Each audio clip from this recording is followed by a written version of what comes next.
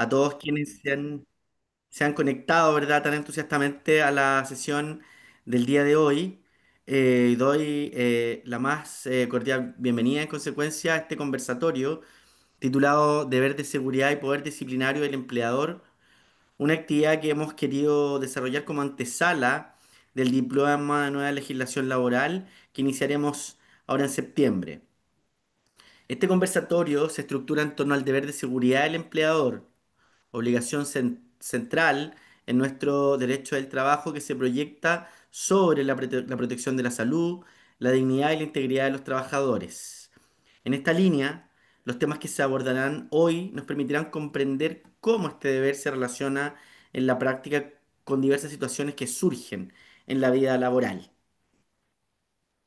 En mi condición de juez, también de juez del trabajo de Valparaíso, ¿verdad? Estoy muy contento y orgulloso por la realización de esta actividad y destaco, por cierto, la presencia en ella del profesor Raúl Fernández, quien expondrá sobre las vulneraciones de derechos fundamentales con ocasión de la investigación interna en la empresa privada, destacando cómo los procesos disciplinarios e indagación deben resguardar siempre los derechos de las personas trabajadoras. La profesora Lucía Planet Sepúlveda nos presentará los alcances del deber de seguridad frente a acosos realizados con ocasión del trabajo, un aspecto directamente vinculado con la prevención de riesgos psicosociales y con la obligación del empleador de generar ambientes laborales sanos y libres de violencia.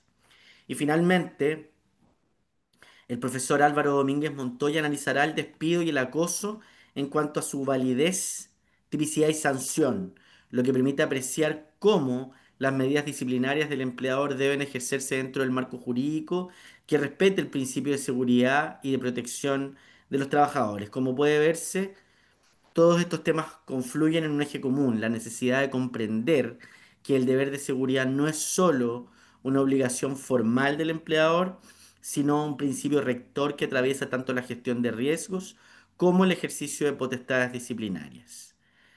Como decíamos, ¿verdad? El encuentro que se desarrolla hoy es una muestra de lo que será el diploma de nueva legislación laboral, que contará no solo con los expositores que hoy nos acompañan, sino que con académicos como Carla Varas Manchant, Matías Rodríguez Burr, Rodrigo Azoca, además de jueces del trabajo de distintas jurisdicciones como Andrea Soler de Santiago, Eduardo Saldivia de Valparaíso, Alejandra Ceroni de Chillán y obviamente Valeria Zúñiga, quien hoy hará las veces de moderadora, quien es jueza titular del trabajo de Concepción y hoy se desempeña como relatora de la Corte Suprema en la sala laboral.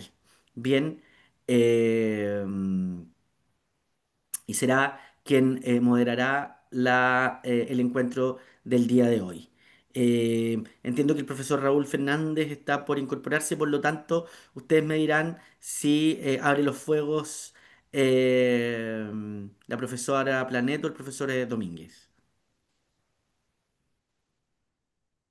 Creo que habíamos comenzado o conversado esto. Hola Javier, ¿qué tal? ¿Cómo estás? Hola a todos y todas. Y creo que por la temática sería bueno quizás que Lucía comenzara. Ah, perfecto. Sí, ya. Muy buenas Perfecto. tardes. Eso, sí, Yo adelante. dejo entonces a Valeria quien se encargará, digamos, de ejecutar la moderación de esta actividad y luego a los profesores. Gracias, Javier.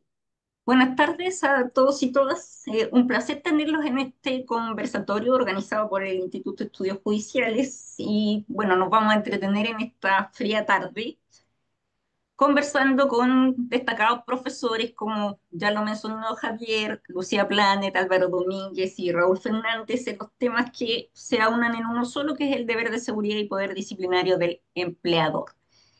La forma de exposición, como ya determinamos, comenzará Lucía, luego Raúl y finalmente Álvaro. Tienen 15 minutos cada uno para exponer las preguntas que todos ustedes quieran hacer, las pueden hacer a través del chat por escrito y yo luego se las dirigiré a cada uno de los profesores una vez terminada cada una de las ponencias de ellos. Muchas gracias entonces a todos y vamos a dar comienzo con Lucía. que es profesora de la Universidad del Trabajo de la Universidad de Chile. Y entonces puedes comenzar, Lucía, tus 15 minutos. Muchas gracias, Valeria. Muchas gracias al Instituto de Estudios Judiciales por esta invitación y los saludo a todos muy cordialmente por estar con nosotros en esta tarde, donde vamos a conversar y seguramente debatir algunos aspectos que están confluyendo a propósito de la vigencia de todo el marco normativo que rige la violencia en el trabajo y cómo ello conecta en definitiva con, voy a compartir pantalla también, con el deber de seguridad. Aquí. Ujú. No sé si se ve, parece que no se ve a pantalla completa. No Ujú. se ve pantalla completa. Claro, estoy tratando. Abajo, a la Sí, derecha, al lado donde sale el porcentaje, hay una cosita como un cuadradito con una cosita más a la derecha. El último de esos iconos. sí, la verdad que lo suelo ocupar bastante seguido, pero ahora por alguna extraña razón hay una como un cuadrado de mi Ah, computador que lo tapa. Entonces voy a tratar de sacarlo. A ver, no. Traté de eliminar el cuadrado y disculpen por este inconveniente, creo que ahora lo voy a poder ver. Sí, ahora sí. Ahí sí. Disculpen el percance, pero yo no soy muy tecnológica, se habrán dado cuenta. Bueno, comentaba que vamos a conversar sobre los alcances del deber de seguridad frente a los acosos realizados con ocasión del trabajo. En realidad, cuando pensamos en el deber de seguridad propiamente tal, quizás a muchos operadores jurídicos se nos viene a la cabeza su vinculación con los accidentes y enfermedades profesionales, que quizás es donde más se trata de sacar punta a la vigencia de esta obligación, al incumplimiento en su caso de la misma, a propósito de este tipo de materias. Sin duda que cuando pensamos en los accidentes y enfermedades profesionales también, a propósito del deber de seguridad, se nos abren dos caminos, un camino donde confluyen dos ramas jurídicas, que es la del derecho de la seguridad social y el derecho del trabajo. Con caminos que son bien distintos, uno buscando la cobertura de la seguridad social a propósito de una enfermedad profesional a modo de ejemplo, y la otra, desde el punto de vista del derecho del trabajo, buscando la responsabilidad del empleador.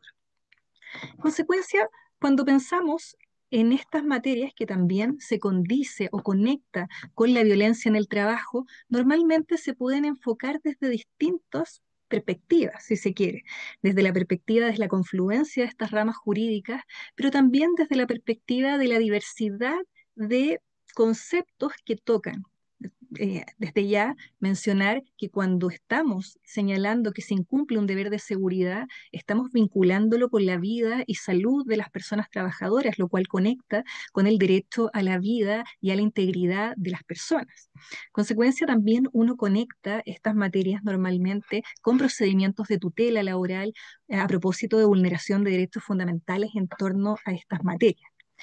Ahora bien, uno pudiera pensar que esta argumentación jurídica sobre el deber de seguridad no solo es invocada por la parte trabajadora, sino que muchas veces también es invocada por la parte empleadora para justificar su actuar en una determinada materia.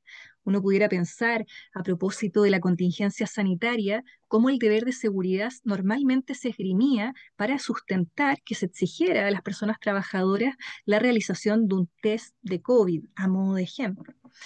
Pero también tradicionalmente el deber de seguridad propiamente tal ha sido entendido con un ámbito de aplicación más bien locativo, si se quiere, un ámbito propio del lugar de trabajo o de las faenas en donde se realiza el trabajo o donde tenga la actividad la parte empleadora, que no pudiera decir quizás la conexión que tiene el derecho o la cobertura de la seguridad social en torno a un accidente del trabajo puede ser incluso más amplia, de momento que nos define un accidente del trabajo con ocasión del trabajo propiamente tal. Pero el deber de seguridad se ha entendido tradicionalmente con este ámbito de aplicación, un deber del empleador respecto de la persona trabajadora y respecto, en consecuencia, a los riesgos que tiene su propia actividad productiva. También, cuando pensamos en el deber de seguridad, seguramente a todos se nos viene a la cabeza el artículo 184 del Código del Trabajo, pero sabemos que va mucho más allá, que contiene una obligación general, pero existen muchas obligaciones específicas contenidas en distintos cuerpos normativos propios del derecho del trabajo y también de la seguridad social. Lo que uno pudiera sostener es una dispersión normativa que el litigante debe o el operador jurídico debe buscar en el caso concreto. De hecho, muchas veces cuando ocurre un accidente del trabajo, una enfermedad profesional, pareciera que en ese punto de prueba respecto al incumplimiento de este deber de seguridad, la judicatura realizara una especie de checklist a propósito de todo ese marco normativo que confluye para el caso concreto. Ahora también hay que reconocer que el 184, propiamente tal, contiene diversos adjetivos, si se quiere, conceptos que son indeterminados y abiertos, que también generan, a propósito de estas materias, bastante discusión doctrinal al respecto. Pero esa propia amplitud en la técnica legislativa también permite un dinamismo, y esto es, permite que el deber de seguridad pueda ir acrecentándose, si se quiere, en sus exigencias, en sus deberes que contiene, a propósito de las nuevas exigencias que propicia, a modo de ejemplo, las nuevas tecnologías, las nuevas modalidades de trabajar, entre otros factores que pueden generar riesgo en la salud de las personas. Ahora también hay que reconocer que pudiera existir un incumplimiento de un deber de seguridad aun cuando no haya un daño propiamente tal, y cuando se infringe la forma lo menos preventiva respecto de la identificación de un riesgo psicosocial, a modo de ejemplo.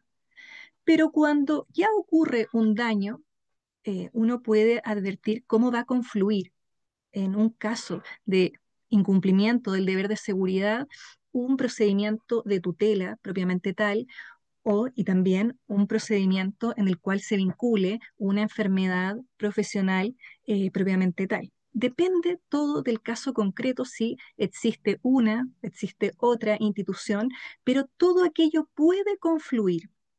Y también hay que advertir que los convenios internacionales de la OIT que se han ratificado por Chile también dan cuenta de un principio en cuanto a la existencia de un derecho a un entorno laboral seguro y saludable. Hay que recordar que el convenio 155 ya fue ratificado por Chile y que entra en vigencia en junio del próximo año.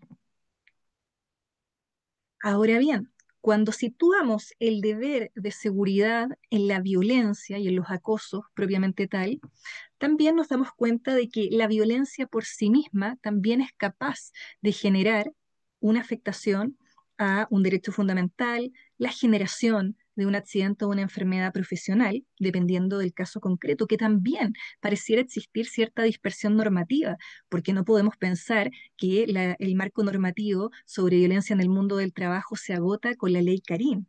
Incluso existe legislación propia de el femicidio frustrado, que da cuenta de normativa aplicable al mundo del trabajo, así como aquella sobre la violencia integral contra las mujeres. Uno puede advertir que existe incluso en la ley de presupuestos alguna norma que también modifica ley Carín, entre otros aspectos, y confluyen también convenios internacionales que tampoco se agotan en el 190, que por cierto es el específico en la materia. Pero conecta directamente con lo que es el deber de seguridad, porque la violencia en sí misma y el acoso constituyen un riesgo psicosocial. En consecuencia, allí uno puede ver cómo conectan estas dos materias, estas dos instituciones del derecho del trabajo. Ahora bien, cuando uno piensa en los acosos como ilícitos laborales, puede advertir que no necesariamente puede que en un caso concreto un juez determine la existencia de aquel y que en consecuencia, aunque no determine su existencia, igualmente pudiera llegar a prosperar una demanda de tutela laboral. ¿Y por qué digo aquello? Porque pudiera ser el caso de que igualmente en un caso concreto se determine que existe en base a la conducta desplegada por un empleador o en una situación de trabajo una afectación a un derecho fundamental y respecto de la cual opera la carga de probatoria de la técnica de los indicios. Consecuencia, a veces uno pudiera pensar que la figura de acoso o acreditar el ilícito laboral, sin duda que está conectado conceptualmente con la vulneración de los derechos fundamentales, pero hay que distinguir conceptualmente que son instituciones diversas. Uno es el ilícito propiamente tal, que a su vez puede ser pluriofensivo de derechos fundamentales. Y esa separación conceptual permite que en determinados casos, como esta tutela 14 del 2020, que les dejo a modo de ejemplo, determine que en un caso concreto no hay acoso, pero que sí existe una afectación a la integridad psíquica de la persona por determinada conducta. En consecuencia, es también importante distinguir todo lo que confluye, así como también tratar de tener delimitados los contornos sobre lo que es un acoso sexual, un acoso moral propiamente tal, y separarlos de figuras en las cuales ambas están entrelazadas, como el mobbing sexual, en la cual ocurren ambas o una consecuencia de la otra, y separarlas también de lo que es un acoso sexista, donde se vincula más bien un acoso laboral con la figura de la discriminación propiamente tal. Consecuencia, el operador jurídico debe también tener cierta claridad sobre el concepto de estos ilícitos cuando confluyen también en la invocación de algún incumplimiento de deber de seguridad. No obstante aquello, pareciera que el convenio 190 nos invita a reflexionar sobre las materias de una forma bastante amplia que puede suscitar algunas dificultades a la hora de prevenir estas materias, a la hora de investigar y también a la hora de sancionar. Por cuanto si no se tiene tanta claridad que en un caso concreto realmente confluye o existe un acoso moral, ya sea por las personas que intervienen, ya sea por la locación donde se realizó, puede que aquello afecte a lo menos en la decisión del empleador si investiga o no investiga esta situación. Ya vamos a ver que el deber de seguridad es un gran empuje a decirle al empleador que no se puede lavar las manos, si se quiere, ante una denuncia sobre violencia, independiente del camino investigativo que pueda escoger, independiente que no sea necesariamente el camino propio del 211A y siguientes. Y el convenio 190, en definitiva, destaca por muchas razones, por lo novedoso, si se quiere, que es tratar de ampliar la cobertura de la protección contra la violencia en un plano que es subjetivo a más personas que las tradicionalmente resguardadas en los convenios OIT, que va más allá de las personas dependientes, sino que también personas que están postulando a un puesto de trabajo, personas que ya dejaron de trabajar, practicantes que no tienen un vínculo laboral propiamente tal, entre otras. Así como también amplía el ámbito espacial y temporal de cobertura, colocándose en supuestos en los cuales se debe erradicar la violencia en un margen espacial que supera las fronteras de la propia empresa y que supera también la jornada propiamente tal de trabajo. Consecuencia, eso supone desafíos y también, por cierto, preocupaciones a las partes empleadoras de decir, bueno, este convenio también incluye la violencia doméstica como una especie de factor de riesgo. ¿Hasta cuándo yo debo, en definitiva, proteger y prevenir estas situaciones que más bien parecen ser parte de un ámbito propiamente privado? Y ahí también hay que distinguir, porque en definitiva lo que busca el convenio 190 es poner atención a las consecuencias laborales que puede tener una violencia que, claro, se ejerció en el ámbito privado, como la violencia doméstica, pero aquello, no desconocer que aquello puede tener una repercusión en el ámbito laboral. La ley Karina en particular no aterriza esa parte del convenio 190, pero podemos advertir que está contenido en este convenio que hemos ratificado. Sin duda, destaca este convenio también por la faz preventiva, cómo se exige que se regulen medidas que tengan en cuenta los peligros, los riesgos psicosociales que importan la violencia y el acoso en la gestión de la seguridad y salud en los puestos de trabajo, en el trabajo propiamente tal, a fin de adoptar medidas para prevenir y controlar también estos peligros. En consecuencia, el convenio 190 supone ciertos desafíos a la hora de pensar en lo que es el cumplimiento de un deber de seguridad por parte del empleador. Desde el punto de vista subjetivo, si bien pueden ser muchos los supuestos, vamos a dejar algunos para el diplomado posteriormente, pero podemos escoger a lo menos el caso del practicante como sujeto pasivo de un acoso propiamente tal o de una figura de violencia. Porque ya sabemos que cuando el practicante fuera el sujeto activo, en realidad estaríamos dentro de una figura de violencia ejercida por terceros, de acuerdo al artículo 2 del Código del Trabajo. Pero si es el sujeto pasivo y ese practicante que no tiene vínculo de subordinación y dependencia sostiene ser víctima de un acoso laboral o un acoso sexual, vamos a entender en primer lugar que allí conceptualmente hablando existe un acoso laboral, a modo de ejemplo, o un acoso sexual. Y a lo menos en lo que respecta en el acoso sexual, previo a la ley Carín ya existía jurisprudencia que daba cuenta del reconocimiento de esa figura, pese a que era una persona tercera, si se quiere, al vínculo de relación laboral en lo formal.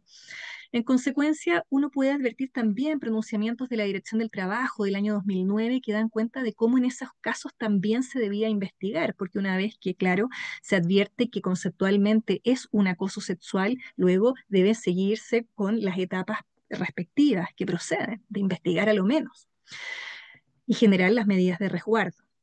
Pero estoy hablando previo a la ley Carín, donde existía igualmente una etapa de investigación. Pero en el acoso laboral vamos a entender por la técnica legislativa que ocupa el legislador en el artículo 2 que un acoso laboral necesariamente tiene que producirse entre un trabajador propiamente tal y un empleador y su propio empleador. Y así nos damos cuenta que post-ley Carín existe bastante literatura que se ha pronunciado en ese sentido. A modo de ejemplo, el libro de Gabriel Halpern indica que en su posición solo podría darse un acoso laboral existiendo un empleador y un trabajador propiamente tal. ¿Qué vamos a entender en estos casos? ¿O qué va a entender la parte empleadora si recibe una denuncia? ¿Va a investigar conforme el procedimiento de acosos que tiene definido en el reglamento interno o más bien va a tener otro tipo de procedimiento para los practicantes? Cuando uno advierte cómo trata la circular 3813 de la Superintendencia de Seguridad Social esta materia, a lo menos incluye a los practicantes dentro de las posibles víctimas de acoso y violencia en el trabajo. Cuando se nos da un modelo de protocolo a seguir, se incluye en ese formato desde ya a los practicantes. Uno pudiera decir que sigue el lineamiento que existía de jurisprudencia y de la jurisprudencia administrativa y judicial sobre la materia. Pero luego aplica respecto del practicante en definitiva el deber de seguridad. ¿Tiene el empleador el deber con una persona con la cual no tiene un vínculo propiamente tal? Y sabemos que están cubiertos bajo el seguro de accidentes del trabajo, sabemos que el empleador les tiene que proporcionar colación, pero no va a tener que resguardarlos en su seguridad, su vida y salud con un convenio 190 ratificado sobre violencia en la materia. Pareciera ser muy discutible que no tuviera esa necesidad de en lo preventivo proyectar que allí también existe un riesgo psicosocial para las personas que no tienen un vínculo, pero que funcionalmente, vínculo laboral en lo formal, pero que funcionalmente están allí en los centros de trabajo laborando desde la perspectiva de la práctica propiamente tal. Pero también esto plantea desafíos según cómo se investiga, si esto va a decantar en definitiva en una posibilidad del empleador de sancionar disciplinariamente por las causales de acoso laboral y acoso sexual en su caso. En lo que respecta a la tercerización, subcontratación, a modo de ejemplo, podemos advertir que el reglamento 21 del Ministerio del Trabajo trata de abordar cómo se deben investigar estas materias con cierta cooperación entre las empresas. No obstante ello, todavía existen ciertos vacíos que genera la aplicación práctica cuando son empresas mandantes y empresas contratistas las que están investigando sobre estas materias. Ahora bien, cuando existe una denuncia anónima o una víctima relata que ocurrió un episodio de acoso, pero posteriormente no desea denunciar, podemos advertir que existe un criterio reciente de la Dirección del Trabajo que indica que de ningún modo el empleador de oficio pudiera llegar a investigar este tipo de materias contra la voluntad, si se quiere, de quien no quiso denunciar, pero que igualmente debe aplicarse el deber de seguridad. Pero, ¿qué significa aquello entonces? Que no debe investigar, pero debe aplicar el deber de seguridad. Consecuencia que el reglamento interno de orden, higiene y seguridad pareciera ser un gran mecanismo para las partes empleadoras de poder canalizar cómo van a aterrizar, si se quiere, el cumplimiento del deber de seguridad. En este caso concreto, se pudiera, a modo de ejemplo, desde ya generar una especie de procedimiento de investigación de esclarecer algún tipo de hechos en este tipo de circunstancias. Pero claro, uno puede advertir que es un procedimiento de investigación que va a tener menor insumos probatorios, porque desde ya pareciera que no va a contar con la declaración de quien no quiso denunciar un procedimiento de acoso propio de la ley Carín. Pero se pueden adoptar o no medidas de resguardo, se puede generar una especie de traslado, y aquí hay que tener también cuidado, porque el Reglamento Interno de Orden, Higiene y Seguridad, por más que sea un instrumento regulado por la legislación, también puede ser vulneratorio de derechos fundamentales, puede afectar en algún tipo de caso, en algún tipo de supuesto, el derecho a la privacidad de las personas respecto de las cuales le está aplicando algún tipo de medida. Consecuencia, hay que aquí tratar de ponderar, pero pareciera que lo que no debiera hacer una empresa es no hacer nada cuando tiene noticias del fenómeno de la violencia, porque no solo eso tiene un impacto en la investigación y posible sanción, sino que también en el gran deber preventivo que se incorpora en nuestra legislación sobre estas materias.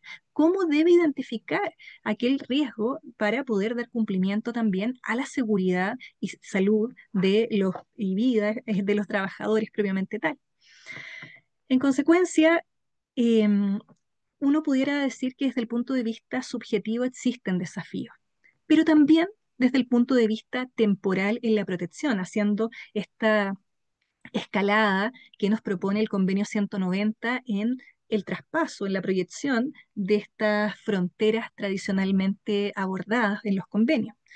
En el ámbito temporal, uno pudiera decir qué sucede entonces con un íter que va a ser precontractual, porque durante la relación de trabajo, por cierto, que se entiende cubierto y vigente plenamente el deber de seguridad, pero en un ámbito precontractual, cuando es un postulante un trabajo que nos muestra una mensajería instantánea que da cuenta de algún tipo de acoso de una persona que lo está tratando de seleccionar. Conceptualmente, de nuevo, ¿eso es un acoso laboral? Si en realidad la persona ni siquiera ha sido contratada, está postulando a un puesto de trabajo. Y en consecuencia, si esa persona trata de denunciar, no se va a hacer nada, no se va a generar ningún tipo de medida de resguardo, y por el contrario, se va a dejar a la misma persona que siga en esas tratativas preliminares a cargo de la selección de esa persona. Y todo aquello conculca o no el deber de seguridad que tiene el empleador. Consecuencia aquí, de nuevo, la faz preventiva de este tipo de materias, el identificar que está el fenómeno de violencia en los puestos de trabajo, debería ir propiciando a generar medidas que realmente puedan capacitar, sensibilizar a los trabajadores sobre estas materias, pero también para el rubro específico, adoptar medidas que sean idóneas en cuanto a prevención. No es lo mismo las personas que teletrabajan todo el tiempo y que desarrollan su trabajo a través de medios tecnológicos que un rubro que es netamente presencial. ¿Cómo se está, a modo de ejemplo, previniendo un ciberacoso? Y en aquel sentido, la circular de la Superintendencia de Seguridad Social mencionada también encuadra estas figuras de ciberacoso dentro de las categorías tradicionales del artículo 2 de acoso sexual y acoso laboral. Pero nótese que eso es discutido por la doctrina, Porque hay parte de la doctrina que dice que el ciberacoso no tiene una categoría propia y en consecuencia pudiera ser objeto de otro tipo de procedimiento investigativo. Eso también genera cierto tipo de dudas a la hora de investigar sobre estas materias, prevenirlas y luego posteriormente sancionarlas. Independiente que podríamos decir, pero el artículo 2 para ambos supuestos indica que se pueden realizar estas conductas por todo medio. En consecuencia, pudiéramos abordarlas de esa forma, pero doctrinalmente también se discute. También uno pudiera pensar que pueden existir casos en los cuales se presenta la figura de violencia fuera de la jornada laboral, pero a consecuencia del trabajo. Y ahí nos vamos acercando de una de las definiciones del artículo 3 del convenio 190. Por cuanto uno pudiera decir qué es lo que es relevante para poder proteger en el ámbito temporal a las personas, esto es fuera de la jornada de trabajo. Y pareciera ser que el grado de control, que es un elemento que también se ha tenido en consideración jurisprudencialmente para poder calificar también el cumplimiento del artículo 184, también parece que es un factor de relevancia para abordar en estas materias. Hay bastante jurisprudencia que ya daba cuenta de cómo se debía proteger la violencia en el mundo del trabajo a propósito de actividades de camaradería organizadas por la empresa. Pero ya nos estamos dando cuenta que surge ahora nuevas sentencias que están abordando las situaciones en las cuales no es la empresa propiamente tal la que parece organizar formalmente una actividad. Y eso requiere una interpretación de quien revisa el caso en torno a abordar qué significa realmente que una determinada conducta sea realizada a consecuencia como resultado del trabajo, lo cual puede tener una incidencia de múltiples factores, no necesariamente el elemento locativo, porque estamos partiendo del supuesto que las situaciones que van a generar más dudas son aquellas en las cuales espacialmente se va a estar fuera de la empresa. No obstante ello, si se está fuera de la empresa, pero o si se está dentro de la empresa, pero fuera de la jornada de trabajo, vamos a entender también que supera del ámbito de cobertura de estas materias. Y el convenio 190 pareciera tratar de erradicar la violencia en el mundo del trabajo con una categoría bastante amplia.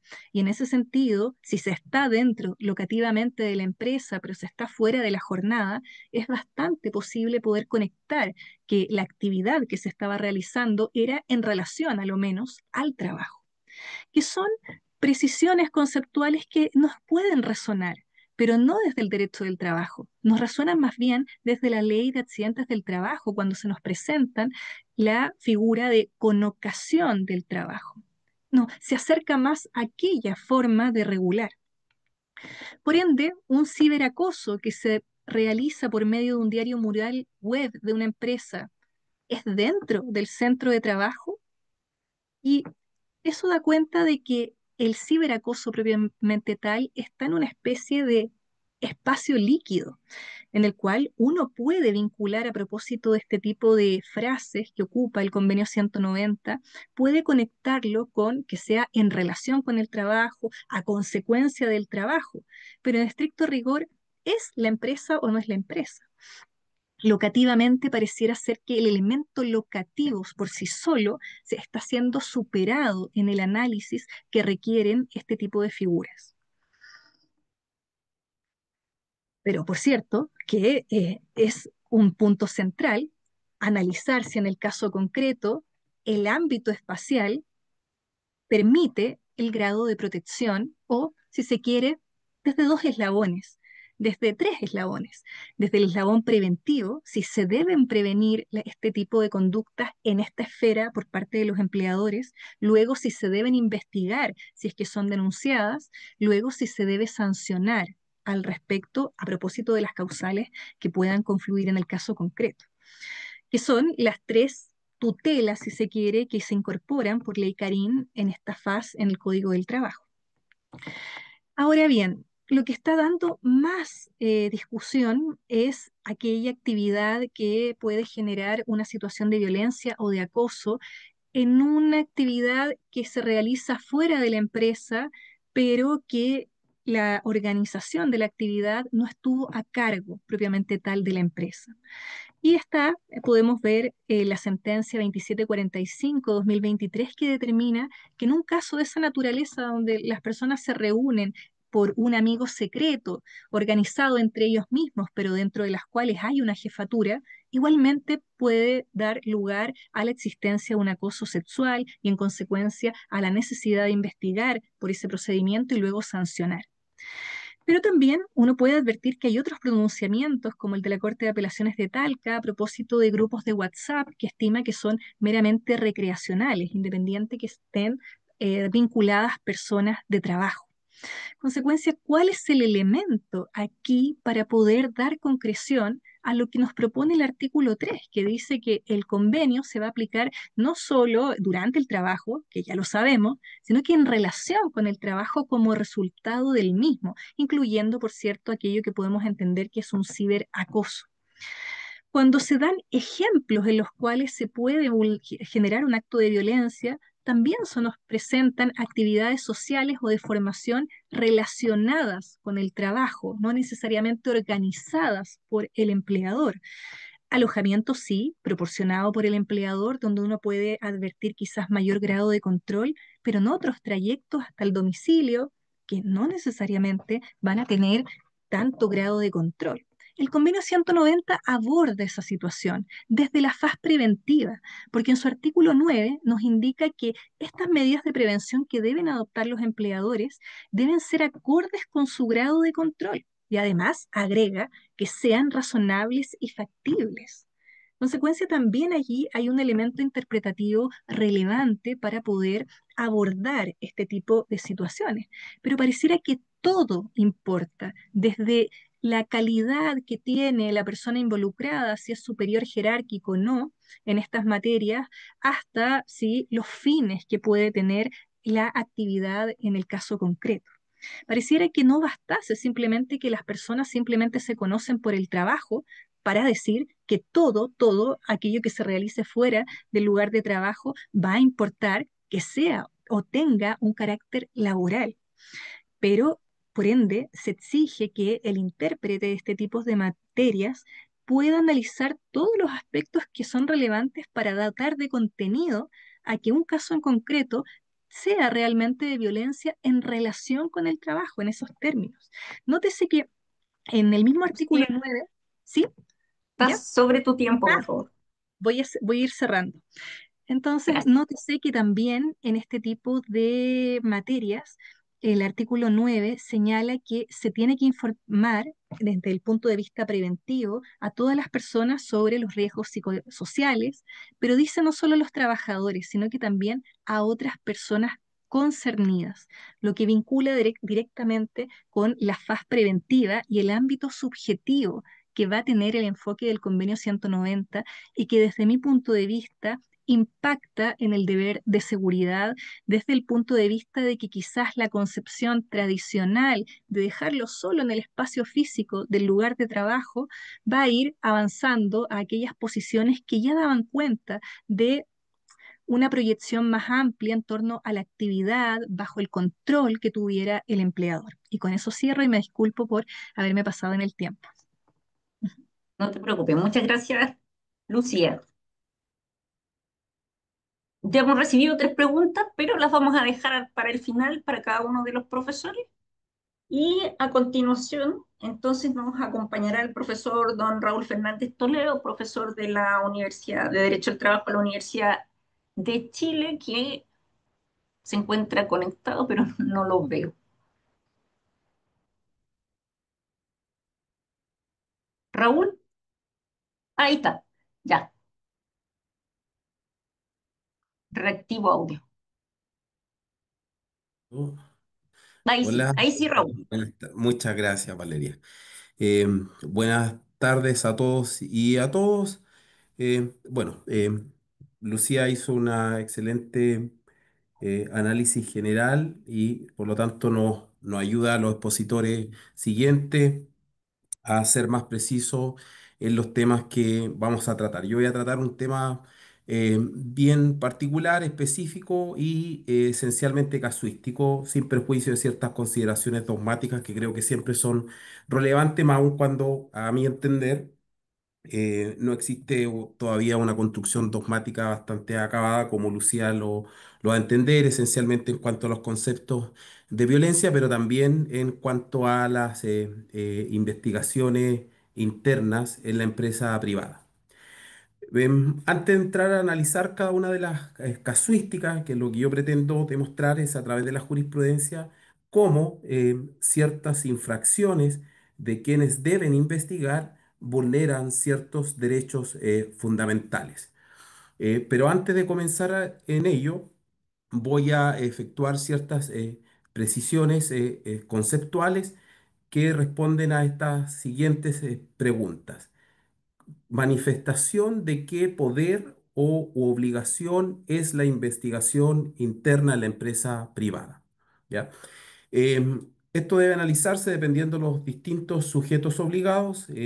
Sabemos que básicamente existen dos sujetos obligados, también la inspección del trabajo, pero estamos hablando, mi análisis se centra efectivamente en la empresa privada, que es la empresa principal o empresa usuaria, que no tiene una relación con ciertos trabajadores, y también el empleador.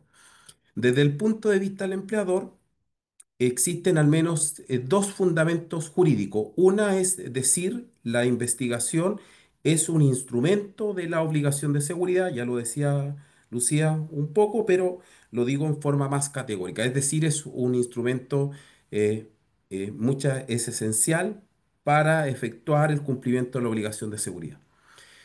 Em, y por eso esto nos conlleva que existen en muchos, particularmente bajo la investigación ley Karin, que exista obligación de investigar en diversos casos precisamente porque ese es el foco. O sea, el foco es que si quiere cumplir la obligación de seguridad, en los casos que se presente la denuncia respectiva, deberá investigar. Pero eso también ocurre en otros supuestos de investigaciones en que existen vulneraciones de derechos fundamentales de sus trabajadores, como vamos a tratar, y Lucía ya lo ha señalado, en casos en que las denuncias no cumplen los requisitos de la normativa Ley Karin, o bien existe una investigación de oficio que podría ocurrir. Y el otro fundamento jurídico es, a mi entender, el poder de control y no el poder disciplinario. ¿Ya? Esto es esencial porque cuando ustedes analizan los libros, particularmente del derecho comparado, se emplea, ya sean libros de poder disciplinario o bien libros autónomos, la expresión procedimiento disciplinario. Y eso induce a un error de decir que la investigación en la empresa privada es una fase del poder disciplinario, pero eso no es así. ¿Por qué? Porque la investigación lo que persigue es verificar, comprobar si un trabajador en concreto ha incurrido o no en un incumplimiento laboral, esto es, en una falta laboral. Por lo tanto, es un instrumento indispensable de control, precisamente primero para controlar la efectividad de las obligaciones y prohibiciones, no solo unilaterales, sino que también contractuales o legales, y luego, si ha infringido, podrá ejercer el poder disciplinario. O sea, podríamos decir que el poder, la investigación privada como expresión del poder de control, es un instrumento indispensable, primero, para garantizar el cumplimiento de las distintas obligaciones del trabajador, y a la vez, muchas veces, un presupuesto indispensable para ejercer el poder disciplinario. Y tratándose de la empresa principal o usuaria, el fundamento principal es también la obligación de seguridad, que hoy día ya no hay discusión, o quizá una discusión menos intensa, de que es del mismo contenido que la empresa principal, que el empleador, perdón, pero bajo ciertas particularidades. Y básicamente eso, y también de la facultad empresarial general. No podemos hablar de poder de control, a mi entender, en este caso, porque no son trabajadores dependientes, y a mi entender el poder de control, entendido como lo entendemos, opera en la lógica empleador-trabajador. Ahora entremos esto, porque es relevante estas cuestiones a veces aburridas, porque nos permiten efectuar un mayor razonamiento, una mayor fundamentación, eh, o también para entender en qué casos podrían ocurrir vulneraciones de derechos fundamentales, más cuando aún hoy en día ya no existe discusión de que el incumplimiento de la obligación de seguridad puede generar vulneraciones de derechos fundamentales. Bueno, vamos a tratar varios supuestos, pero el primer caso que se ha discutido precisamente en que existe un incumplimiento de la obligación de seguridad principalmente es en la presentación de una denuncia, ahí dice de acoso laboral, pero puede ser de una denuncia que involucre derechos fundamentales. No pensemos solo en ley, Karin, por favor, sino que pueden existir otros supuestos, pero que se denuncia incumplimiento de derechos fundamentales, ya sea del propio denunciante o bien de otros trabajadores y el empleador no inicia la investigación respectiva. Hay varios casos, yo simplemente cito algunos.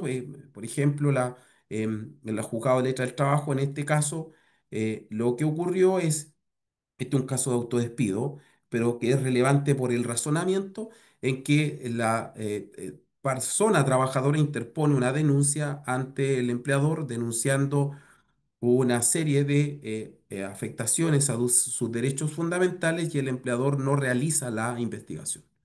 O sea, totalmente no efectúa nada, ninguna actuación al respecto y la trabajadora se autodespide por incumplimiento a la obligación, alega el incumplimiento de la obligación de seguridad, pero el fundamento de ese incumplimiento era que ella denunció y la empresa no realizó una investigación como precisamente lo ordenaba la obligación de seguridad, ya sin prejuicio de todas estas normas concretas que en verdad son fundamento de esto. Esto es lo esencial y que obliga a adoptar las medidas necesarias para proteger eficazmente a las personas. O sea, vemos ahí que precisamente esto que yo les señalaba, el fundamento jurídico es muy relevante. O sea, la investigación, llevar a cabo la investigación, pero oportuna, eh, precisamente persigue este cumplimiento y si se incumple existe un atentado. Acá no existió ninguna justificación para ello.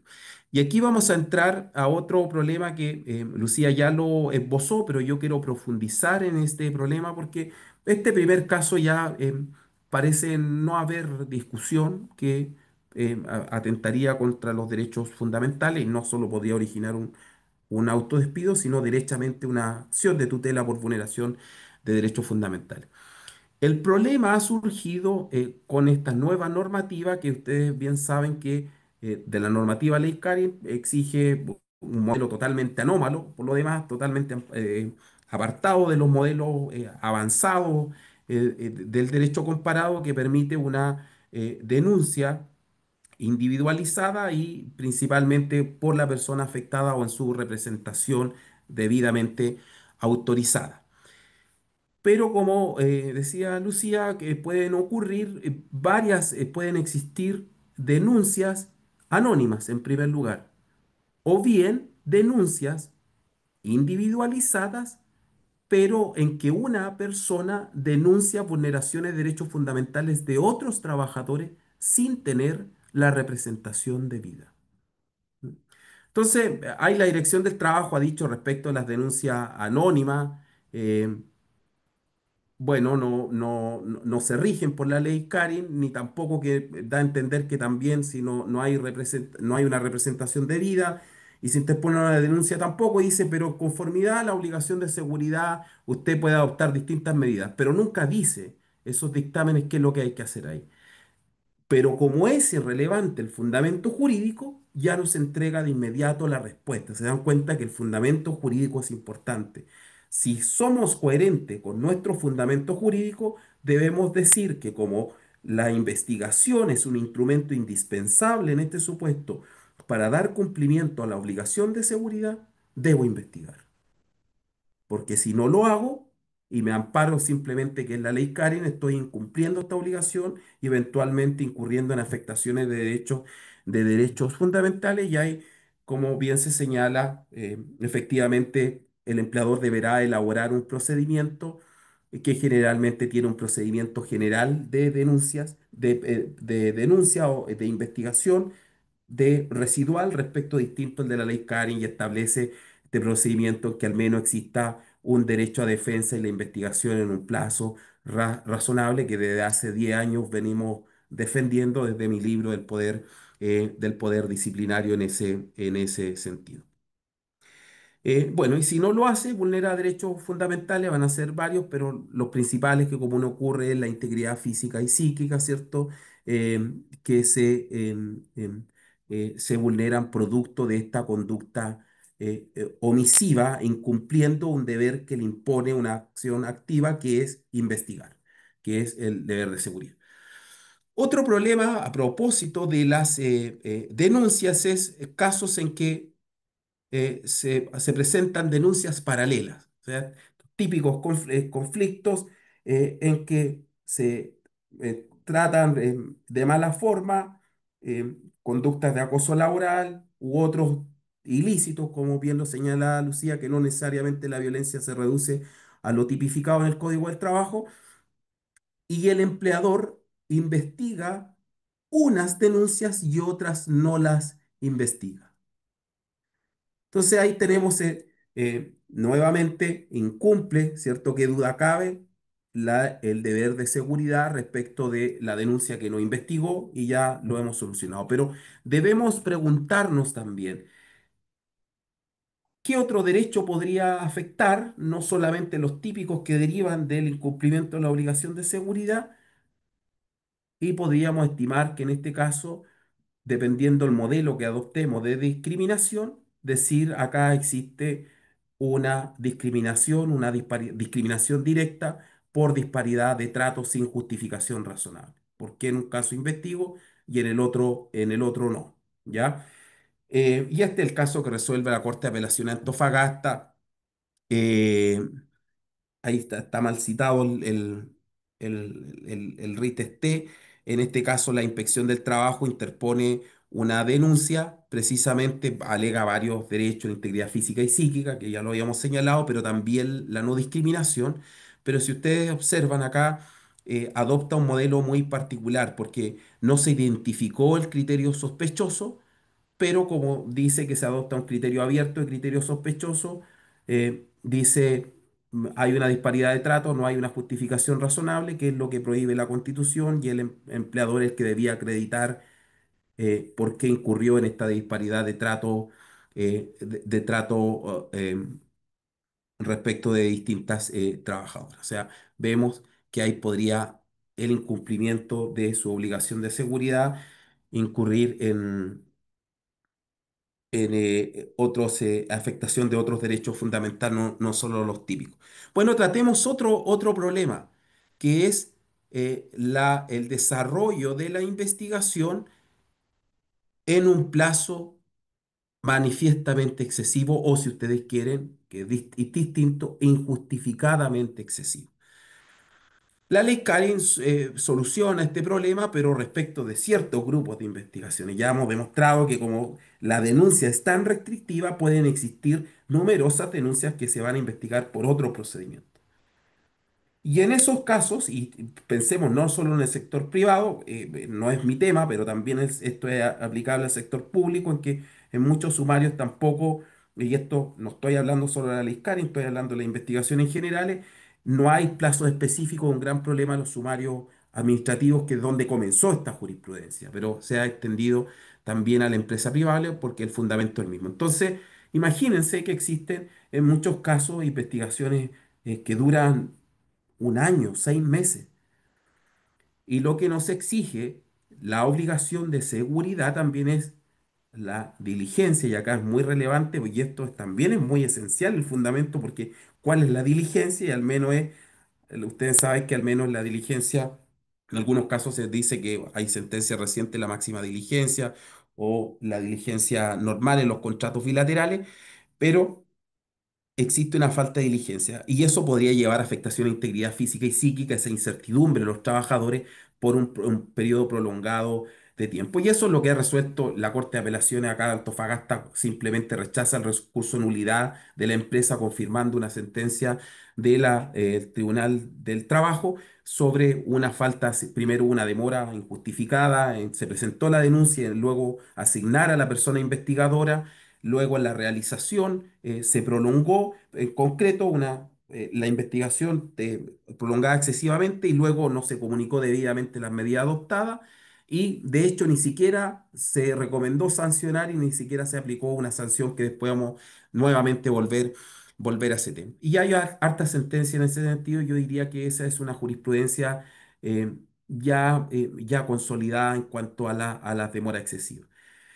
Eh, y si no existiera vulneración de derechos fundamentales, bueno, este es nuestro tema, pero también si no se estimara, al menos esto podría conllevar a eventualmente una ilegalidad en el procedimiento que podría tener otras sanciones, porque en los casos en que no hay un plazo para desarrollar la investigación, ya lo ha dicho la doctrina y la jurisprudencia, que es un derecho de las personas participa en la investigación, denunciante denunciado, que la investigación se lleve a cabo en un plazo razonable, que dependerá de la complejidad de la investigación, de lo hecho a investigar.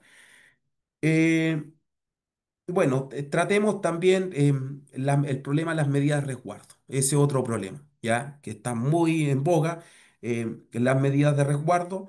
Este es un caso reciente y ya no solo estamos empleando, ustedes saben que las medidas de resguardo las debe ordenar quien investiga. Estamos hablando de la empresa privada, puede ser la empresa principal, empresa usuaria, empleador o a quien externaliza.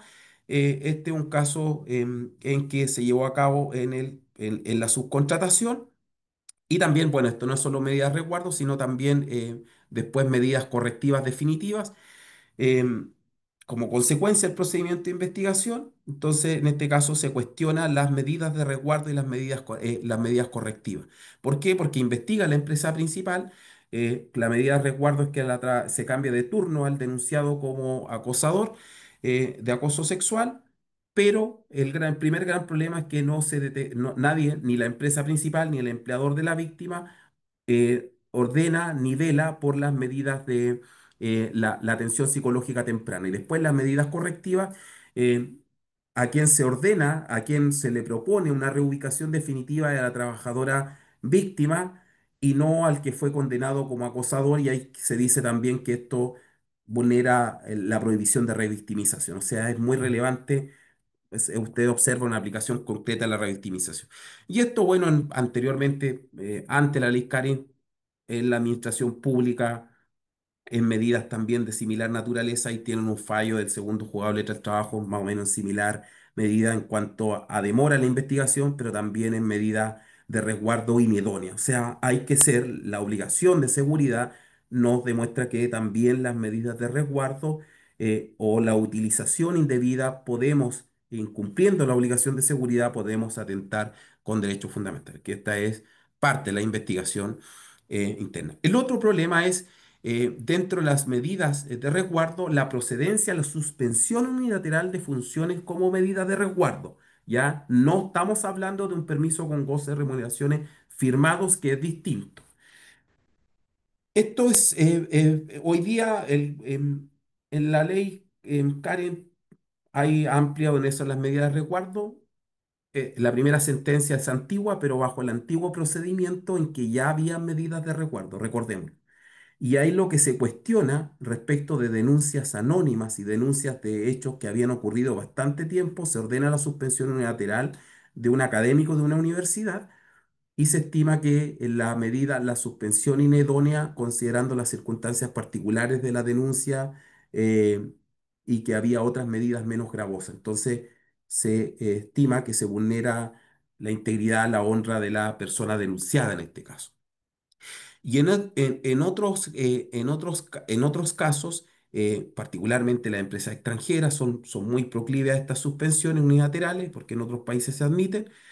Em, Se señaló, ustedes bien saben que en el mundo distinto a la ley Karin, como no están regulados esos procedimientos, no se dice nada sobre las medidas de resguardo. Entonces se pregunta si en virtud de la poder de dirección podríamos adoptar medidas de esa naturaleza.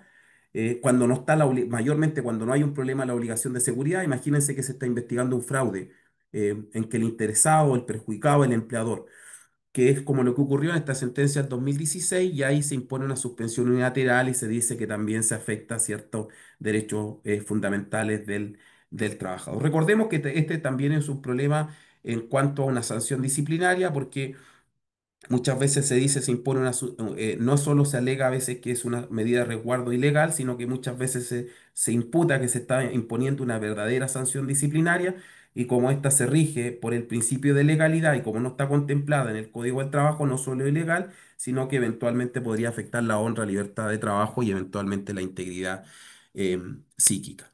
Em, Tengo como cuántos minutos, no me quiero extender, quiero respetar el tiempo de Está los un poquito pasado ya, Raúl.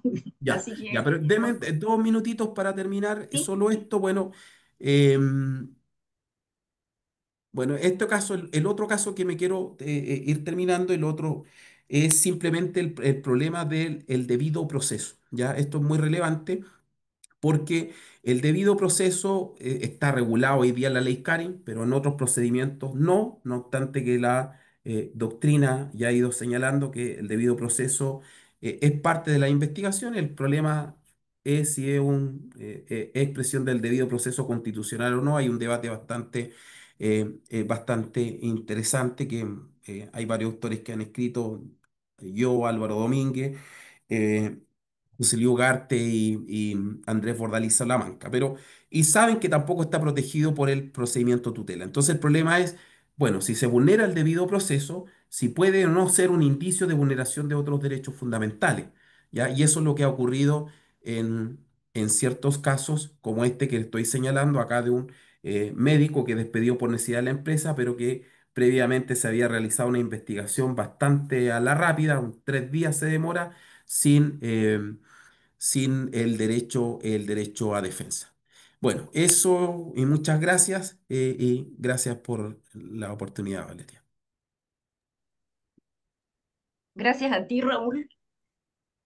Muy interesante las dos ponencias. Y el último en exponer es el profesor don Álvaro Domínguez Montoya, profesor de la Universidad de Concepción, también por todos conocidos, y que se referirá al tema de despido y acoso.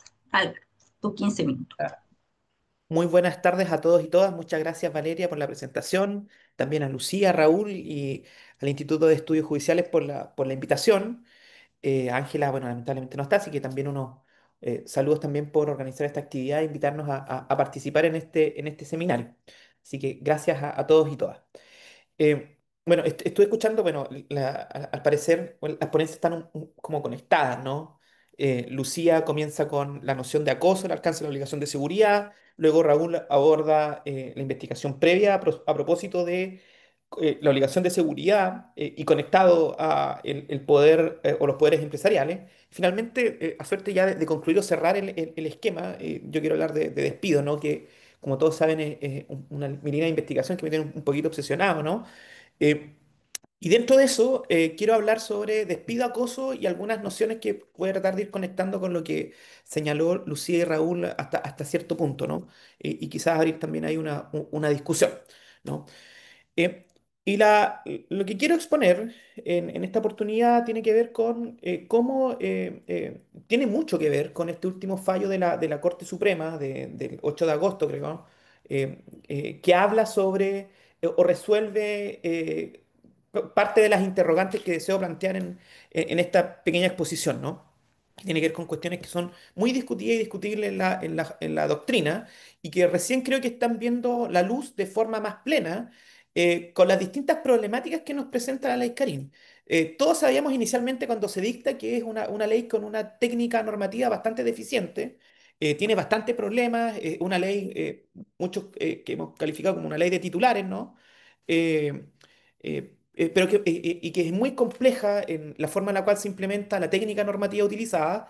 Y cada vez, en la medida que va avanzando, en cada seminario, yo creo que nos podemos encontrar con distintas problemáticas, ¿no? Y en la medida que siga avanzando la jurisprudencia, creo que esto va a ser mucho más intenso. Más aún cuando existe una conexión como un supuesto previo al ejercicio del poder disciplinario, ¿ya? Que es la ponencia o la exposición que realizaba Raúl, ¿no? Y ahí podemos discutir a propósito de cuál es el alcance que puede tener la infracción a la investigación previa dentro del marco de la ley Karim. Pero vamos a ello, ¿no? Primero, cuando hablamos de acoso y despido, y quiero centrarlo dentro de la idea de la obligación de seguridad, es que cuando hablamos de la autotutela patronal, la autotutela empresarial, desde el punto de vista de las lógicas privadas, tiene características sumamente particulares. Y dentro de esas características está esencialmente la discrecionalidad, ¿no? En el sentido que va a ser el empleador quien deberá desde la esfera privada ponderar, evaluar si un determinado comportamiento altera el orden dentro de la empresa y a su vez también constituye o no un ilícito que habilita el ejercicio de su poder disciplinario y que en términos discrecionales va a evaluar si investiga o no, está en la lógica clásica, y a su vez también una vez que ya determina o establece los eventuales hechos que está investigando, si aplica o no una sanción. Y luego de eso, ¿qué tipo de sanción? Y eso es parte de la discrecionalidad propia del poder privado. El punto es que esta idea que reinó muchas veces, sobre todo en los inicios de cómo el derecho del trabajo se enfrenta a las lógicas privadas y dentro de la misma, desde su racionalidad, ha pretendido someterlo al cauce democrático y civilizatorio del derecho al trabajo, en el que lo causaliza, lo procedimentaliza, eh, fue imponiendo límites a la idea de discrecionalidad. Y esencialmente, conectándolo con el título del seminario, la idea de discrecionalidad empieza a ceder o a atenuarse con la obligación de seguridad y a su vez también con la proyección de garantías constitucionales. Particularmente, y aquí podemos distinguir o no si es que existe o hasta qué punto podemos hablar eventualmente de la proyección de la discriminación y la igualdad ante la ley, o más que igualdad ante la ley, el trato igualitario en la esfera disciplinaria en esta etapa previa, ¿no? Pero el consenso que se fue construyendo dogmáticamente a propósito de la limitación de la discrecionalidad en la autotutela empresarial fue de la mano de la obligación de seguridad esencialmente. Y entendió que en algunos supuestos, desde el punto de vista dogmático, Raúl, creo que es uno, siempre lo he dicho, ¿no? Conectamos muy bien algunas ideas, en otras no, pero creo que una de las personas que mejor ha escrito sobre este tema y condensa parte de esta discusión. Y la cuestión central es si, a partir de la proyección de la obligación de seguridad, esta discrecionalidad se ve atenuada. Bueno, hay hasta discusiones sobre el punto, pero me atrevería a decir que existe más o menos un consenso dogmático en que esta discrecionalidad se ve atenuada. En algunos supuestos, en atención a los bienes jurídicos protegidos, cuando estamos frente a ilícitos que no solamente tienen por objeto eh, tutelar el interés simple del empleador, ¿no? Sino que en aquellos supuestos infraccionales en el que concurren otras finalidades u otros supuestos. Y acá hablamos de hipótesis disciplinarias de interés compuesto. ¿Cuáles son aquellas? Son aquellas en las que no solamente importa el interés patronal, el interés privado, puro y simple del empleador, sino que concurre a propósito de la obligación que concurre sobre el empleador a propósito y concretamente de la protección frente a terceros u otros trabajadores. Y en ese supuesto, desde la proyección de la obligación de seguridad, es que la discrecionalidad de la autotutela empresarial se ve atenuada y se ve atenuada a propósito de la obligación que va a tener de investigar y eventualmente sancionar. Y creo que esto es sumamente relevante porque lo que parecía ser una discusión de sirenas y unicornios muy dogmática, encontró creo que un terreno muy fértil en la discusión de la ley Carín. Y la encontró a propósito de distintas dimensiones. Una que tiene que ver con la tipicidad y el cuadro disciplinario heterónomo. ¿Qué quiere decir esto en términos más sencillos? Que las lógicas disciplinarias, sobre todo en nuestro ordenamiento jurídico, se construyen sobre un cuadro normativo, perdón, un cuadro sancionatorio específico, donde es la ley quien habilita determinadas formas disciplinarias que son típicas, medidas conservativas y medidas extintivas, amonestación verbal, amonestación escrita, multa y despido. Y dentro de eso, en determinados supuestos, el legislador ponderó o tasó la gravedad en atención al disvalor que muchas conductas conllevan dentro de nuestro ordenamiento jurídico y que no necesariamente están conectados con el puro y simple interés empresarial, sino que también se conectan con los intereses de terceros y los propios trabajadores. Y pienso concretamente, para hacer la bajada, ¿no? de esta cuestión que pareciera ser muy abstracta, muy dogmática, tiene que ver con supuestos que se han denominado como causales de interés compuesto o complejo. Y hablamos, voy a hablar de tres concretamente. Vías de hecho, acoso sexual y acoso laboral. Podemos discutir respecto de las imprudencias temerarias, pero eso da para otra exposición, y también de la conducta inmoral. Pero en las tres que al menos existe claridad de que concurran estas reflexiones son a propósito de estos tres supuestos, que no son supuestos puros, sino que son más bien supuestos disciplinarios complejos. Entonces, dentro de esto, eh, nos vamos a encontrar frente a dos grandes preguntas, ¿no? Y acá voy a hacer la conexión con el acoso esencialmente. Que cuando concurren estos supuestos que son concretamente disvalores graves dentro de nuestro ordenamiento jurídico, por los bienes jurídicos que se ven ofendidos o afectados, ¿no?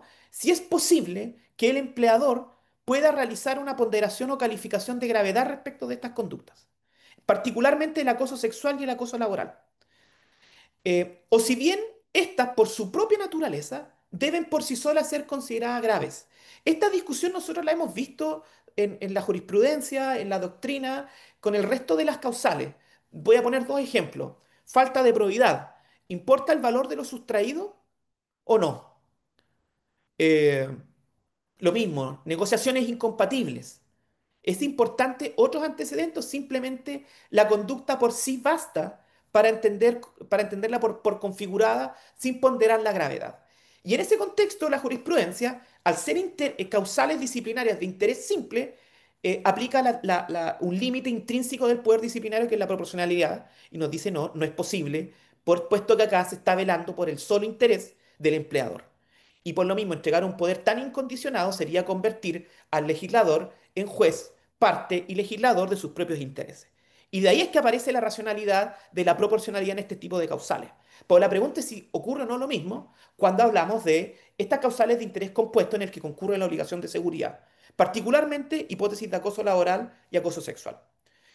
Y dentro de lo mismo se genera una segunda discusión que es un poquito más compleja quizás, y tiene que ver con que si es posible, si es que no logramos subsumir una causal de acoso dentro de un supuesto típico específico que es el acoso sexual y el acoso laboral, me puedo reconducir a otras causales disciplinarias, ¿no? Y esto en buena medida fue resuelta por este fallo de la Corte Suprema del 8 de agosto de 2025, ¿no? Que entiendo que todavía sigue teniendo varios coletazos. Entonces, el problema de la discrecionalidad refiere a eso, ¿no? Raúl plantea esta discusión, en parte tomo esa discusión, ¿no? Tengo que acá revelar que el libro de las causales del despido disciplinario hay que leerlo conjuntamente con el libro de Raúl, ¿no? Raúl parte dentro de el poder disciplinario del empleador y luego yo continúo acogiendo algunas de las tesis que él propone y otras directamente confrontándolas como lo voy a proyectar acá, ¿no? Pero existieron estudios que ya discutían esta cuestión, o a lo menos la dogmática chilena puso acento en parte y humildemente, ¿no? Sobre esta primera discusión, ¿no? También la profesora Jimena Goché, a propósito de un artículo sobre acoso sexual, tutela judicial efectiva y perspectiva de género, ¿no? Eh, pero hasta el momento era una cuestión que tenía pronunciamientos disímiles en la jurisprudencia. Por una parte, dentro de la idea de discrecionalidad, algunos fallos que decían, miren, ¿sabes qué? Acá debo ponderar o debe evaluarse dentro del contexto de la gravedad la antigüedad del acosador sexual, su desempeño y otra serie de circunstancias que generalmente son las que gradúan la proporcionalidad, ¿no? Pero había una segunda tesis que decía derechamente no. Y aquí encontramos pronunciamiento en una u otra línea sin existir un pronunciamiento de tribunal superior que clarificara esta cuestión, salvo hasta este reciente fallo, ¿no? De agosto. Y la pregunta es que dentro de este esquema, si algo cambió con la ley Carín, ¿no? La ley Carín se le atribuyen muchas propuestas que finalmente no fueron cumplidas, ¿no? Una ley de promesas incumplida, ¿no? Pero la pregunta a propósito de esto es si hay algún cambio. Y yo creo que sí, ¿ya? Y esto es curioso porque yo siempre he defendido una tesis garantista del derecho al trabajo, pero creo que lo que voy a plantear ahora también va dentro de esa lógica garantista y voy a explicar por qué, ¿no? No es que me volví loco, ¿no? Y voy a exacerbar y vigorizar los poderes empresariales. Quiero desde ya clarificarlo para que no exista una errada lectura. Eh, el artículo 2 introduce dos elementos, que son el trato libre de violencia y la perspectiva de género como dos principios. Y la Dirección del Trabajo lo ha validado como principios también, como actividad administrativa, ¿no? Y dentro de ese marco, el artículo 211 también establece una regla específica. Y establece una regla específica en el sentido de que indica una vez que se realiza la investigación, el empleador deberá disponer dentro de un plazo, temporalidad, ¿no? Inmediatez del ejercicio del poder disciplinario, acá con número específico, con días, ¿no? Y no esta construcción jurisprudencial, 15 días contados de su recepción, eh, y plantea y hace la siguiente distinción a propósito de estas causales, acoso sexual y acoso laboral. Indica respecto del acoso laboral, el 211 letra E, que el empleador deberá evaluar la gravedad de los hechos investigados, ¿no? Por lo tanto, introduce a partir de la idea de gravedad de la proporcionalidad, pero respecto de qué cosa? Del acoso laboral, ¿no? Y creo que lo hace porque se amplía, al ampliarse el concepto de acoso, como lo dijo Lucía, ¿no? Y también se lo escuché en otras partes, desaparece, y es cosa también de verificarlo en la ley, ¿no? La idea de reiteración, bastando una sola conducta, es que también dentro de ese mismo marco de ponderación pareciera ser que introduce la proporcionalidad como una justa equilibrio, ¿no? Si se quiere, entre una tipicidad que se empieza a abrir, ¿no? El resto de las causales disciplinarias son todas indeterminadas. Las únicas que son, que responden estrictamente a la tipicidad son las del acoso, pero se ve atenuado con esta idea de la reiteración y o bien que una sola conducta pueda constituir acoso, ¿no? Y le dice, bueno, acá usted pondere, pero no lo dice respecto al acoso sexual. Entonces algo da a entender, o entre líneas creo que nos dice el legislador. Y a lo mismo sí, o a la misma conclusión, también lo plantea la Dirección del Trabajo en un dictamen del 2024. Entonces, a mi entender, y dentro de la lógica disciplinaria, creo que ahora nuestro ordenamiento jurídico define o clarifica con mayor intensidad esta idea de de la atenuación a la discrecionalidad en el ejercicio del poder disciplinario, a lo menos respecto del acoso sexual. Y esa es la tesis que asume la Suprema. La Suprema nos dice, y esto tiene que ver con el disvalor, ¿no? Aquí hay una discusión, sobre todo con Claudio. Claudio plantea, Claudio Palavecino, cuál es el bien jurídico protegido en este tipo de conducta. Él dice, es la indemnidad sexual, el resto es pura magia, ¿no? Eh, pero la verdad es que es cosa de ver la construcción histórica del acoso sexual es que va más allá de eso, ¿no? Su fundamento está en la eficacia de los derechos fundamentales a partir de un tipo o de un ilícito determinado que permite su mejor aplicación y eficacia de los mismos, ¿no? Pero bueno, y es la tesis que finalmente asume la Suprema. Y esto tiene que ver porque, como ya lo indiqué, que son causales de interés compuesto, acá hay un cuadro disciplinario estricto, hay una ponderación tasada, y la ponderación tasada en este contexto viene dado porque hay una tipificación expresa de un comportamiento. Y por lo tanto, en la medida que concurra dentro de ese esquema, es que la única hipótesis posible disciplinaria por ser contemplada dentro de un cuadro disciplinario estricto definido por la ley, por esta definición heterónoma, ¿no? Va a venir dada por una causal de despido. No entra, por lo tanto, dentro del cuadro disciplinario las sanciones conservativas. Y desde ahí es que creo que la respuesta, dentro de la misma tipicidad, es esa, ¿no? Ya sea por texto normativo o por la lógica del funcionamiento mismo de las causales disciplinarias y las sanciones conservativas frente al acoso sexual, pareciera ser que la única respuesta, una vez que se verifica el supuesto de hecho dentro de la norma, es el despido, ¿no? Una segunda discusión, y acá voy a avanzar un poquito más rápido, teniendo en cuenta el tiempo, ¿no? Que todos nos tendimos un poquito más, ¿no? No sé qué nos pasó, ¿no? Pero bueno. eh, a propósito de la tipicidad y las garantías, ¿no? Raúl acá tiene una tesis que yo no comparto para nada, lo hemos conversado, así que no es primera vez que lo hablamos, así que lo bueno que ahora está acá y no parezca que lo estoy diciendo a espaldas de él, ¿no? Pero la idea Raúl plantea, o más bien esto tiene que ver con el problema de la indeterminación de el 160, ¿no? En el sentido de que nos plantea la discusión si las causales o el despido disciplinario es abierto o cerrado, y finalmente si todo puede ser subsumido. Cuando son causales imperfectas del resto del 160, finalmente lo puedo reconducir todo al 160 número 7. O sea, desaparece la idea de tipicidad y causalidad. Da lo mismo cuántos días se va a ausentar, da lo mismo si concurren los supuestos de la falta de probidad en el desempeño de sus funciones, si la negligencia la imprudencia fue temeraria o no. Total, si la injuria proferida fue dada dentro del marco que tipifica la ley, la negociación compatible está prohibida no por escrito, y así podemos el resto de todas las causales y decir, bueno, Si es que no logro subsumir perfectamente dentro de esta causal, da lo mismo, señores y señoras, ¿no? Porque usted lo puede reconducir al 160 número 7. Y esta tesis es la tesis dominante en la jurisprudencia. Tampoco nos engañemos, ¿no? La Corte Suprema, en los últimos dos fallos, y viene incluso de hace mucho más atrás, ¿no? Ha mantenido esta tesis de manera irrefutable, incluso ampliándola con el contenido ético del contrato de trabajo, pero ya esa es otra historia, ¿no? Y más aún cuando lo valía con la flexibilidad de imputación. Y esto genera un problema. Lo escuché hace poco en un congreso que se hizo en la Universidad de Chile, la profesora María Cristina Gajardo, ¿no? Plantea dentro de esta discusión y dentro de las cosas que fue indicando, dijo, miren, yo no veo ningún problema en que si no se dan los supuestos del acoso sexual o el acoso laboral, se puede igualmente despedir al trabajador por incumplimiento grave de las obligaciones que impone el contrato de trabajo, ¿no? Eh, y es un problema, esto es un problema, ya que en la medida, y acá viene la contrapartida a una eventual lectura que se puede realizar de lo que estoy diciendo de potenciar o vigorizar los poderes empresariales. Yo creo que no.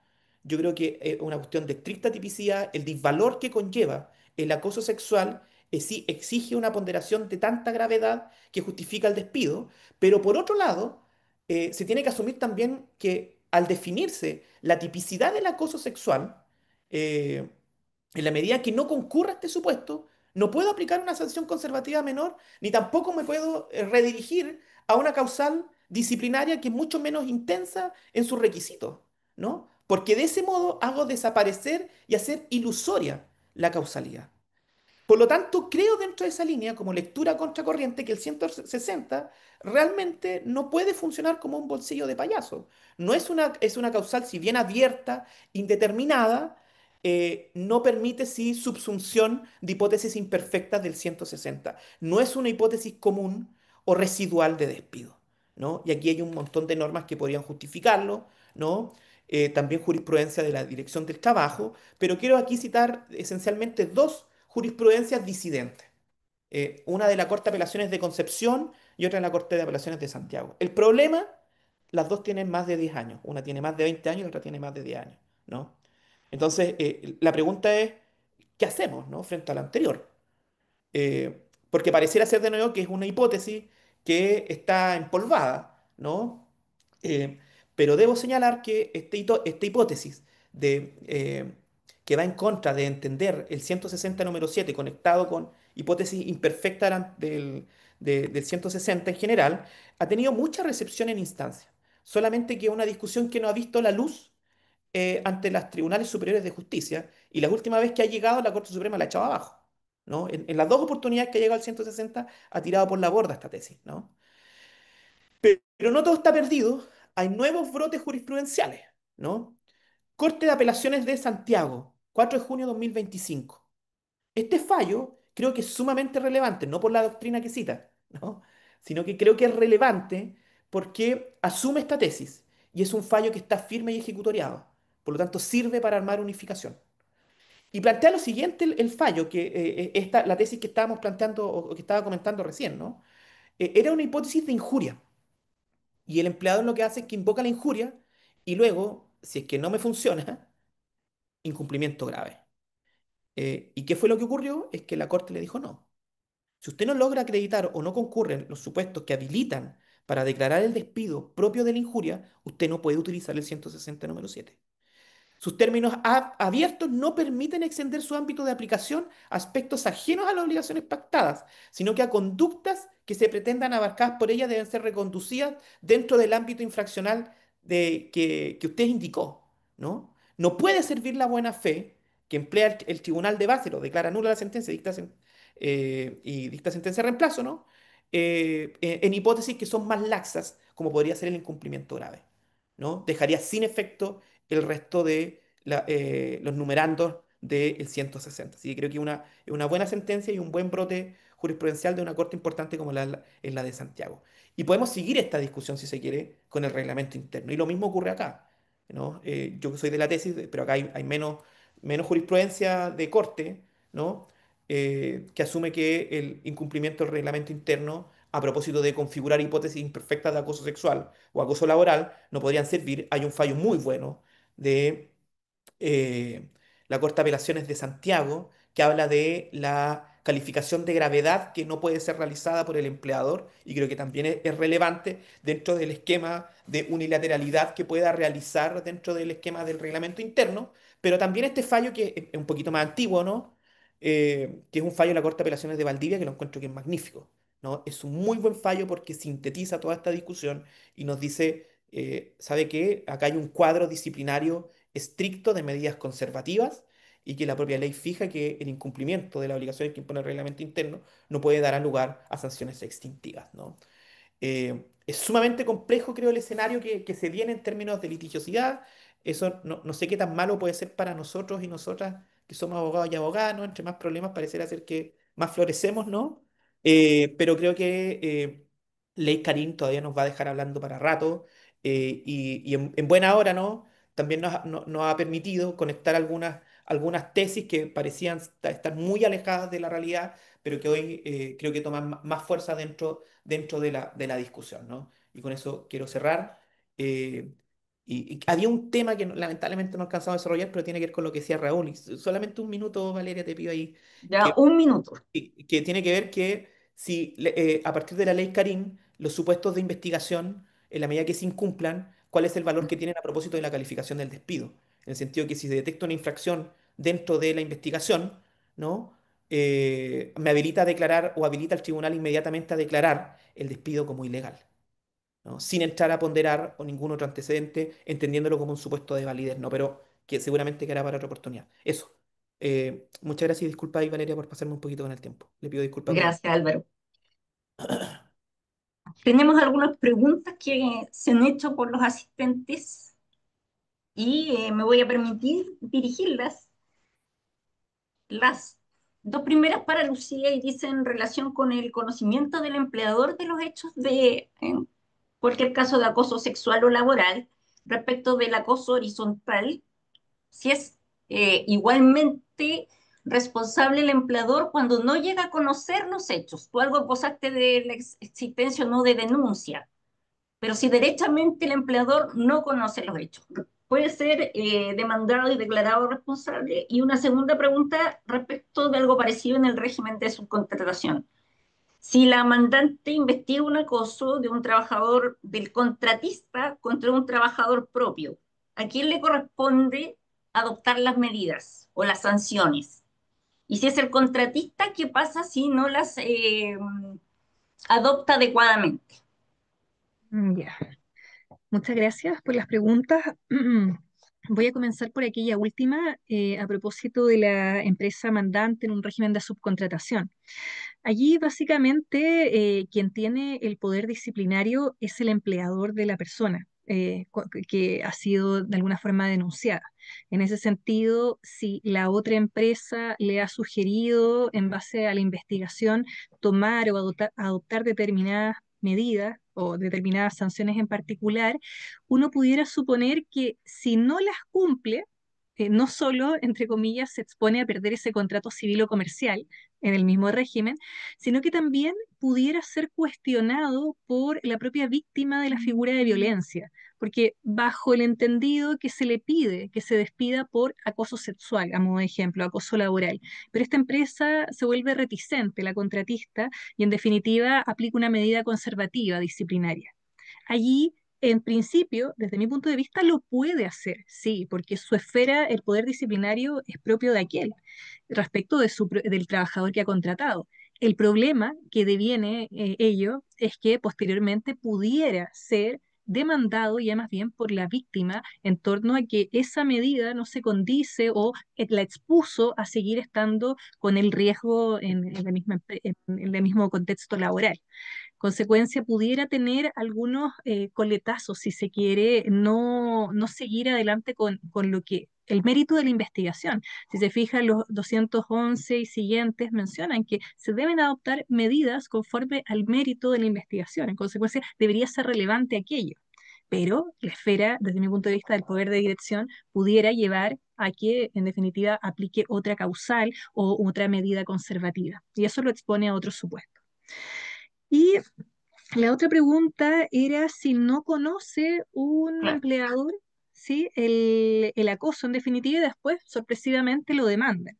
Bueno, allí la figura de la demanda pudiera ser, me imagino, una especie de demanda por responsabilidad, por una enfermedad profesional que en definitiva se generó a propósito de algún trastorno adaptativo que puede haberse generado con ocasión de esa figura de violencia. Estoy pensando, o directamente que se le demande por tutela en atención a qué, a que no previno o a quien no investigó si no se denunció, porque claramente no tiene conocimiento porque no se le denunció. Entonces, pudiera ser bastante más cuestionable que en definitiva ese empleador sea condenado por responsabilidad desde el punto de vista de la investigación, desde el punto de vista de la sanción, que son obligaciones que están condensadas a propósito de la ley Carín.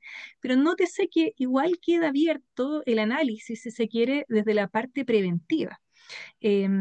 Y allí vuelvo a mencionar esa diferencia que puede existir en que puede que un tribunal determine que en un caso en concreto no exista, o no se acreditó más bien, la figura de acoso que ha planteado la parte trabajadora, acoso laboral o acoso sexual. Pero si se acredita que existió una vulneración a un derecho fundamental a propósito de una conducta que ha sido acreditada en el juicio, podría hipotéticamente generar algún grado de responsabilidad. Entonces creo que hay que analizar el caso concreto y le menciono que existen algunas sentencias que han dado cuenta que no existe acoso laboral, pero sí existe una enfermedad de origen laboral que vulneró derechos fundamentales y en consecuencia existe responsabilidad de la parte empleadora. Pero en un supuesto de falta de conocimiento hay también jurisprudencia que ha reprochado a las determinadas partes demandantes que no iniciaran lo que hay que hacer en estos casos, que es activar la denuncia. Eso. Gracias, Lucía.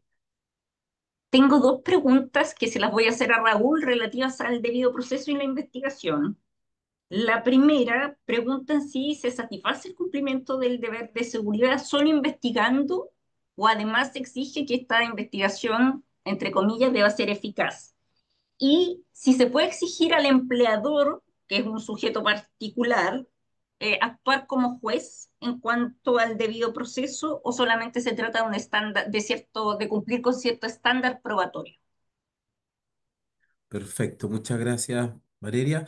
Bueno, respecto del primer caso, que va vinculado con el simplemente cumplimiento con la ley, hay que distinguir las dos hipótesis que yo señalaba, porque tratándose el procedimiento de investigación, Karin, parece claro que hay un procedimiento bastante desarrollado y que, bueno, que el empleador o empresa principal tiene bastante poca libertad y parecería que todo ese estándar cumpliría a la vez con el debido proceso, el derecho a defensa y la obligación de seguridad.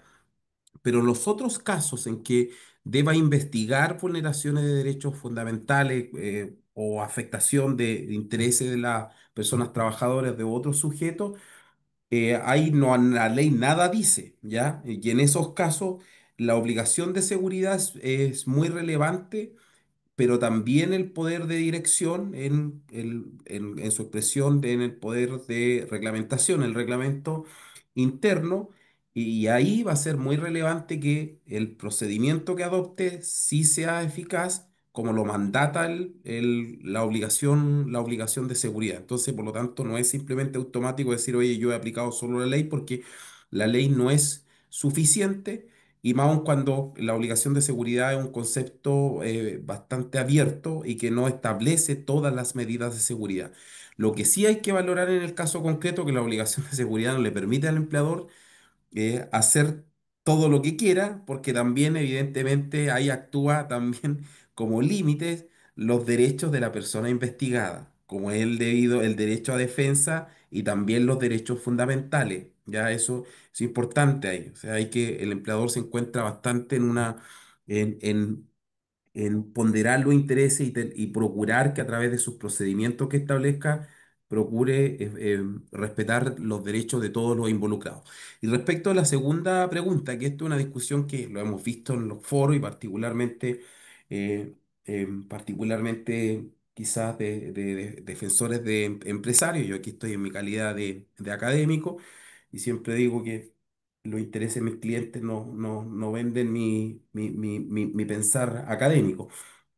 es que cuando el empleador ejerce o establece un procedimiento de investigación, es claro que no es juez y que no es incompatible establecer un procedimiento de investigación. O sea, hay muchos procedimientos que se llevan a cabo por sujetos que no son jueces. Y ese no es un problema, no es un proceso, porque ustedes saben que el proceso es el instrumento a través del cual se ejerce la función jurisdiccional. El empleador no ejerce una función jurisdiccional, eso es muy importante, ¿ya? A través de la investigación, como lo decíamos, la investigación es una expresión del poder de control y de la obligación de seguridad. Y eso es compatible exigir estándar y derecho a defensa.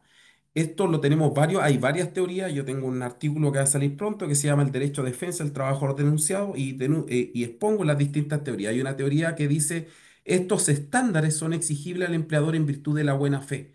Esta es una idea que viene de Karl Larens y que luego toma José Luis Gil y Gil en un libro de 1993, uno de los máximos expertos en poder empresarial en España, que es poco conocido en Chile.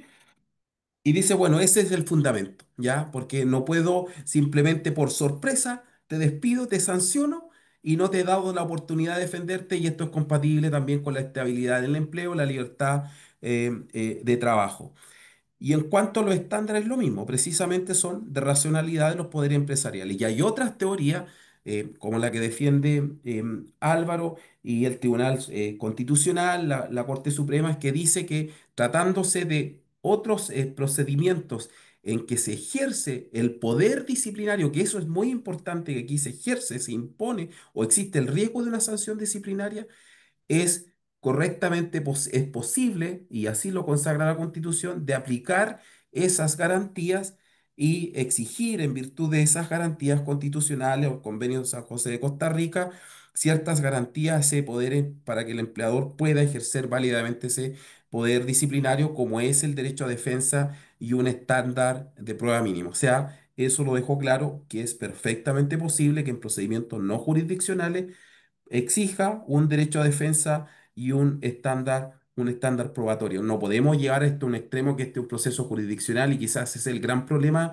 de la ley Karin, que yo concuerdo que puede ser criticable, porque si ustedes observan ordenamientos jurídicos más avanzados como el ordenamiento español y que contempla el derecho a la audiencia previa que está en el convenio de terminación del contrato de trabajo, y ustedes ven todas las normativas, la francesa, la italiana, y la portuguesa, no son tan estrictas, en que casi establecen un verdadero proceso jurisdiccional tan detallado, sino que simplemente establecen garantías mínimas, como cuál es derecho a defensa, investigación en un plazo razonable. Y derecho a defensa, conocer la formulación de cargo, defenderse, formular descargo, rendir prueba, conocer la prueba y luego motivar, conocer las conclusiones, la investigación, las conclusiones, y luego conocer la sanción disciplinaria y los motivos de esa sanción disciplinaria.